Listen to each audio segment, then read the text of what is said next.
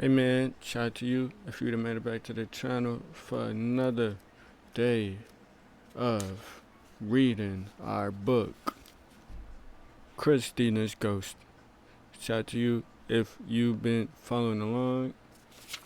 If this is your first time seeing my videos, make sure you click the page and go back so you can get caught up because we are reading a book. You don't want to be out of the loop. Spoiler alerts, my boy. Chapter 5. The boy comes back. Chris sat on the pier for a long time watching the raindrops hit the lake overlapping ripples. The air was warm, and the rain suited her. By the time it had slowed to a drizzle, she felt oddly comforted. The gentle rain, the line of steel, green pines edging the water more real than anything that had happened in the old house. Maybe nothing did happen, she told herself. A cold wind. Was that scary? Was that so scary? And had she really heard a voice telling her to go away? She couldn't be sure. Maybe I even made up the little boy, she thought. I was trying so hard to believe it was true. When people are lonesome, they sometimes make up a friend. True or not, she didn't want to go back to the house. At least until Uncle Ralph finished working and came out of the study. Even his disapproving company would be better than none. Find something interesting to do. That's the answer. Find a project. Chris sat up straight. That was what her mother had told her on the telephone, and Chris had agreed, planning then to find out more about the little boy. Now she decided she wanted to forget him. She'd find another project.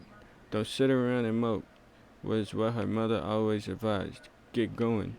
Chris narrowed her eyes and looked out over the gray water. What should she do?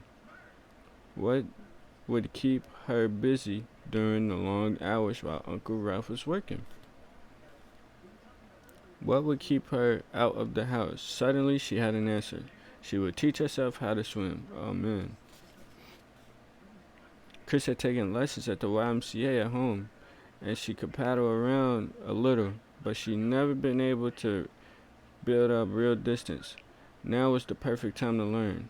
If she stayed in shallow water all the time, Uncle Ralph couldn't object. And by the time her parents came home, she'd be an expert. She might even be a lifeguard someday. She kicked off her sneakers and slid into the clear brown water. It barely reached her shorts. Carefully. Next page. She waded across the sandy bottom, heading toward the little point of the land that marked at the end of the line. The water was waist deep. She could see the bottom all the way, and there were no holes or drop-offs to worry about. This would be her practice course every day. That afternoon, for 2 days following, Chris worked hard. With disappointing results, she could swim barely half the distance, from the pier to the point without standing up. Over and over she tried, until her arms and legs ached, and she puffed like a steam engine. At night, she could hardly stay awake through supper, and after she dozed in the chair while Uncle Ralph read. What's the matter with you? He asked, toward the end of the week. When she yawned noisily at the table, I thought you were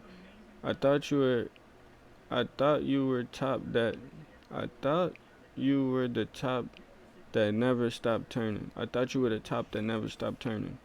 I'm learning to swim, Chris told him, in very shallow water.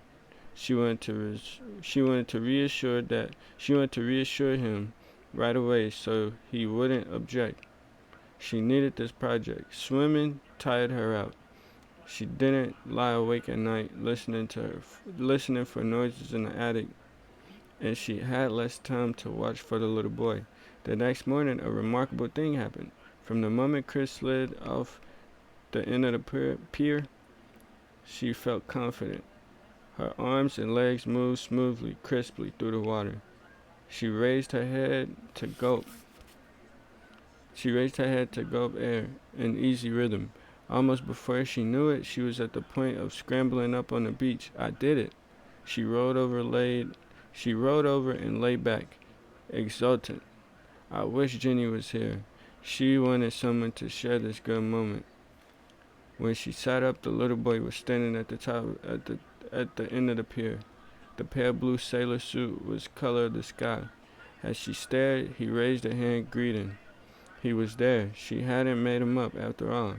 He was there, and he watched her swim. "Hi, Chris," shouted. "Wait there, please. I'm coming back." She jumped up and waded into the water, her eyes on the little figure. "Watch this," she shouted, and plunged forward to show him how well she could do it. When she stood up again, seconds later, the pier was empty. A cloud passed over the sun. Chris' legs buckled, and she sat down on the sandy bottom, shivering. He couldn't have run away that fast. It wasn't possible.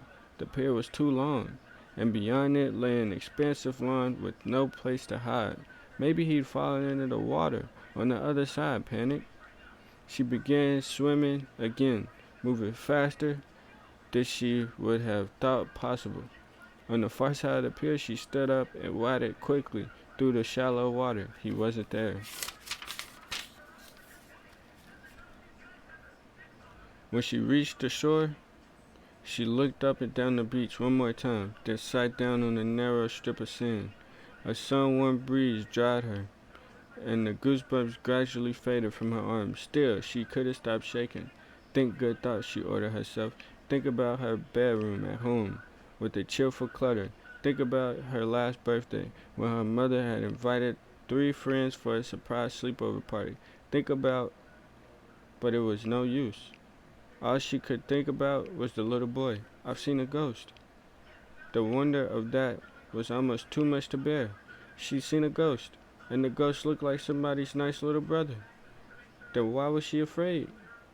He was just a little kid, and he was lonesome. She was sure of that. Surely he hadn't come to frighten her. He'd come because he wanted a friend. Gradually, the shivering stopped, and she began to feel more excited than scared. This was an adventure. She pictured the little boy standing out on the pier, his hand raised as if to congratulate her on how well she'd swum. An adventure, and suddenly she knew she had to see him again. She wanted to help him. How could she bring him back? Chris thought about it all the rest of the day. She swiveled her head around so often looking for the boy that Uncle Ralph asked her if there was something the matter with her neck. The next morning, she sat up early outside, wandering restlessly around the yard. She walked along the shore and all around the edge of the line, peering into the woods. When she reached the big garage behind the house, she hesitated. They tried the door. It opened. Shadowy depths. She opened the door. It opened into shadowy depths. In the light of the tiny windows, the garage loomed as a large church. Some folded chairs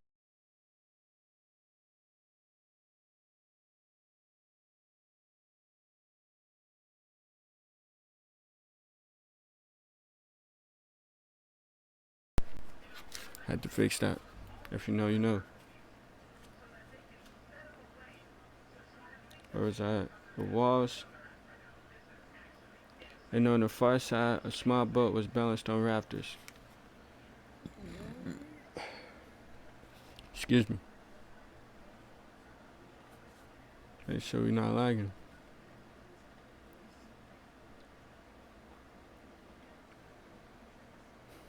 Chris started.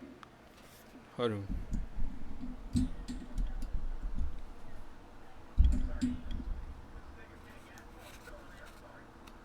Chris started back after she noticed a board propped up against the wall. It took a minute for her to realize it was a swing. The seat was sanded, and the heavy ropes were firmly tied. Someone must have had it here for the little boy, but hadn't put it up. Why not? Chris wondered. She tugged the swing out into the sunshine, feeling as if she'd found what she'd been looking for. Once again she circled the yard, this time searching for a tree with straight, sturdy branches. The best one was close to the shore. She hurried back to the garage and found a ladder to help her into the tree's lower branches. Then she pulled up the swing and tied it to the biggest branch using knots her father had taught her. The seat of the swing hung high, so she had to stand. Next page. On tiptoe to hitch herself onto it, cautiously at first, to test the knots, then higher and higher she flew. With blue sky above her, sparkling water below, she felt as free as an eagle that sometimes soared over the lake in wide circles. When the swing slowed to a stop, she hardly surprised to see a little boy watching. He was at the edge of the woods, and his smile made her long comfort. It's his swing, she thought, and I'm the one who's riding on it. She smiled at him encouragingly till he faded back into the shadows and was gone. You looked as if you were having a good time this morning, Uncle Ralph commented at lunch. Chris glanced up, surprised. Most of the time, she paged through comic books while she ate, because Uncle Ralph always brought a book to the table and seldom spoke. I saw you swinging, he explained. I've been coming out occasionally to see how the swimming was going, but I got involved in something and I didn't see you put the swing up. You should have let me help you. Are you sure it's safe? I know how to do stuff like that, Chris told him. He looked at her hard. Still, I think I'll check after lunch. Chris shrugged, annoyed. I thought you didn't want to be bothered.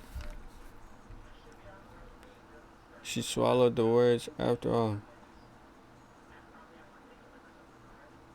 It was kind of nice to have him talk to her, since there was no one else around. After lunch, she rinsed the dishes while Uncle Ralph went outside.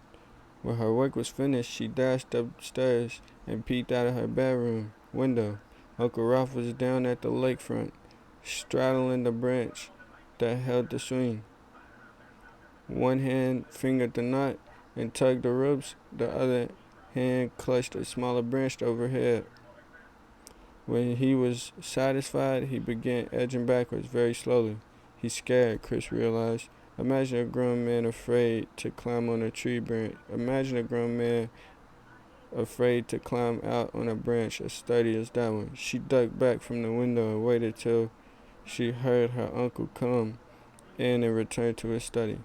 For a few minutes this noon, she thought about telling him some of the exciting discoveries for the last few days. She could have mentioned how well the swimming had gone yesterday morning. She could have told him about the rowboat stored in the garage. Now she was glad she kept still. He'd probably get nervous and be full of crabby don'ts and warnings. Oh, crabby don'ts and warnings. She didn't even consider telling him about the ghost boy or about the dark presence of the other side of the attic door. When it came to ghosts, she knew that he'd say it would be different if he could see the ghost boy